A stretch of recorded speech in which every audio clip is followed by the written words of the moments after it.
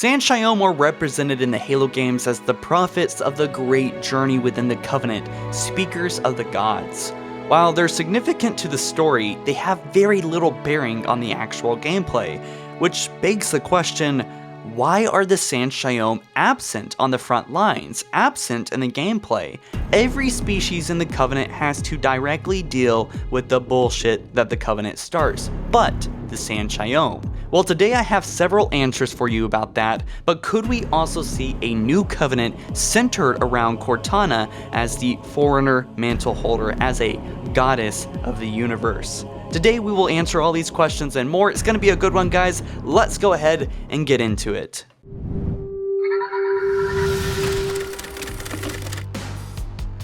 About 100,000 years ago, the Sanshayon started out like any other civilization. Eventually they figured out how to travel in space and they expanded out from their home system.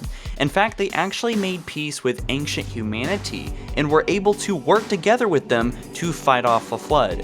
When the ancient humans and the Foreigners started to battle, the Sanshayon surrendered under Forerunner rule. However, all life on their planet would be wiped out by a Halo ring on low power settings. About a century after the firing of the Halo rings, about 500 million Sanshayon would be returned to their home planet, nearly losing all memory of the Foreigners. And when they rediscovered their home planet, full of Foreigner artifacts, Janjur Quam, as it was called, led them to making a religion based around the structures that they encountered, and basically deified the Foreigners as to being gods. Halo, its divine wind will rush through the stars, propelling all who are worthy along the path to salvation. But how to start this process? For ages we searched for one who might unlock the secrets of the rings. So much later, much more recently, around 3,000 years before the beginning of Halo 1, 938 BCE, the Sanshayon encountered the Sin'Kili species for the first time, and not soon after, the War of Beginnings soon took place between the two. The Sanshayon believed that the Foreigner tech should be used to further their own knowledge and weaponry, whereas the Sin'Kili held tight to their beliefs that the holy relics of the Foreigners should not even be touched. The Sanshayon were at a big disadvantage, whereas one Sin'Kili warrior was at least 10 times more powerful and strong as a Sanshayon warrior. However, ultimately the believers had the better advantage, whereas they used the Foreigner Dreadnought and began wiping out the Sin'Kili military. It got so bad that they had to abandon their beliefs, and the Sin'Kili had to use the Foreigner artifacts back at the Sanshayon to balance out the fight. But with their core belief broken, it didn't take too long for the two civilizations to unite to form the Early Covenant by 852 BCE. This conflict in of itself basically established the elites as the muscle, but the Sanshayon as the brains and the leaders of the Covenant Armada. And retrieve this sacred icon. With it, we shall fulfill our promise. Salvation for all! And begin the great journey.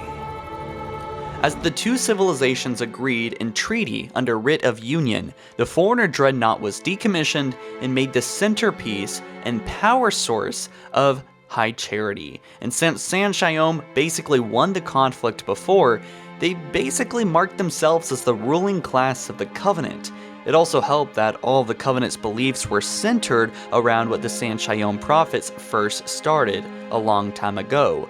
The prophets' beliefs drove this mad train, and essentially ultimate power was left in their hands of what was just a couple Sanshayon of a united empire stretching across worlds and billions of individuals of all different kinds of species. Although to say that the Sanshayon did not have any involvement on the battlefield just wouldn't be true, at least at a certain point in their history.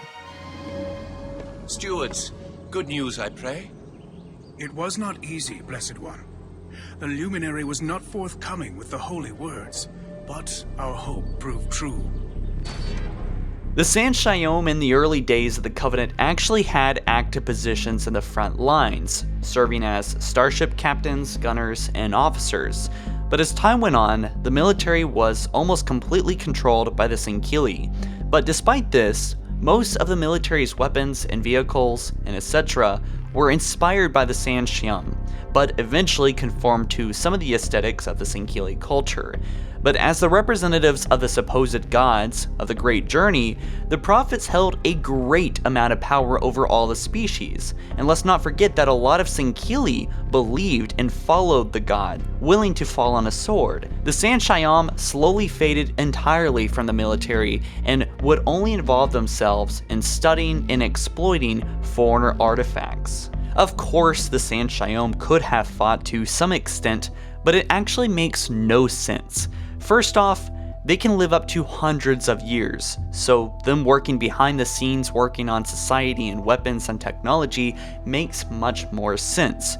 However, a lot of this is due to medical advancements. Almost a quarter of their entire population was hundreds of years old, which means that they were elderly and they couldn't really fight off Spartans, at least not as well as the Sin'Kili could. Also, there has always been a small pool of fertile females in the San'Xium population, and the way that their bodies work, the fertility cycles on females, made it even harder for a pregnancy to happen. Lastly, but most importantly, which really stunted their growth in the beginning, was that there wasn't a lot of them on for the ride. They took only their best with the most beneficial genes, and they left a lot of their, well, comrades and friends and people back behind on their homeworld, and they took to the stars to begin the Great Journey. They are mental about reproduction and gene pools, and on top of all this, they are highly manipulative creatures, and manage to have, well, look at it, millions to die for the gospel.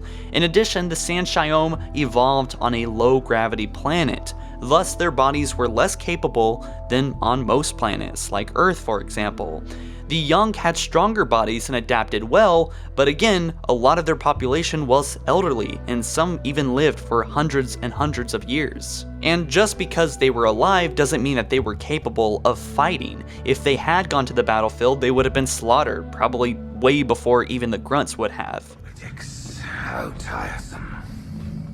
Do you know, Arbiter, the elites have threatened to resign, to quit the High Council, because of this exchange of hats. We have always been your protectors. These are trying times for all of us. By 2525, three San'Xium, later known as Truth, Mercy, and Regret, discovered that the Foreigner's mantle was bestowed to not them, but humanity.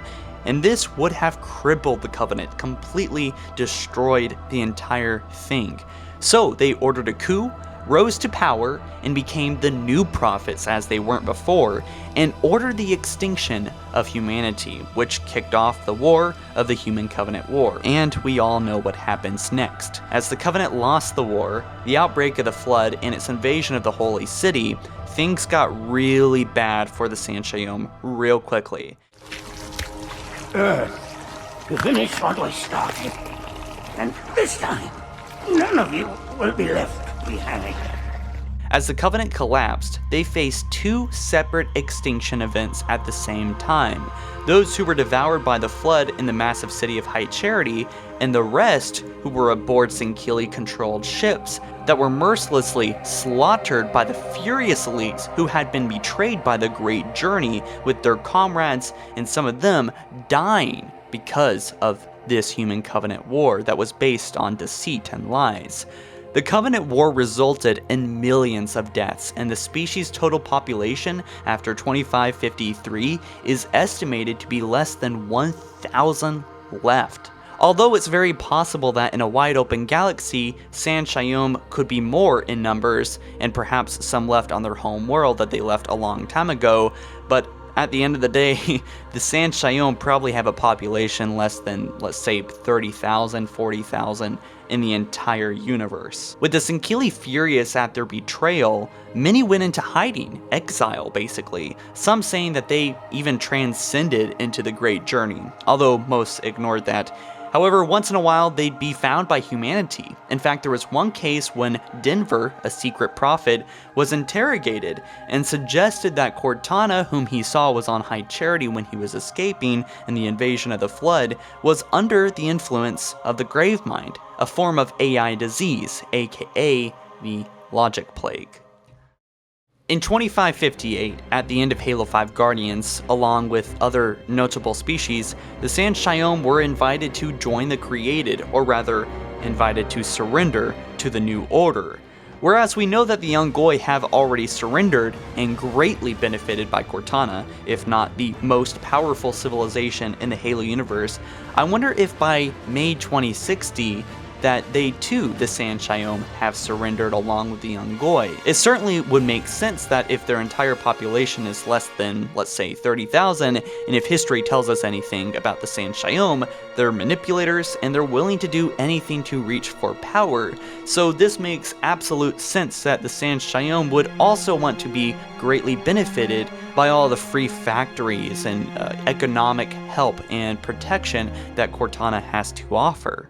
So at the end of the day, the Sanshyom are still out there, and they're still being occasionally found by humanity and undoubtedly other species, if not being hunted by the Sin'Kili, angry ex-military Covenant soldiers.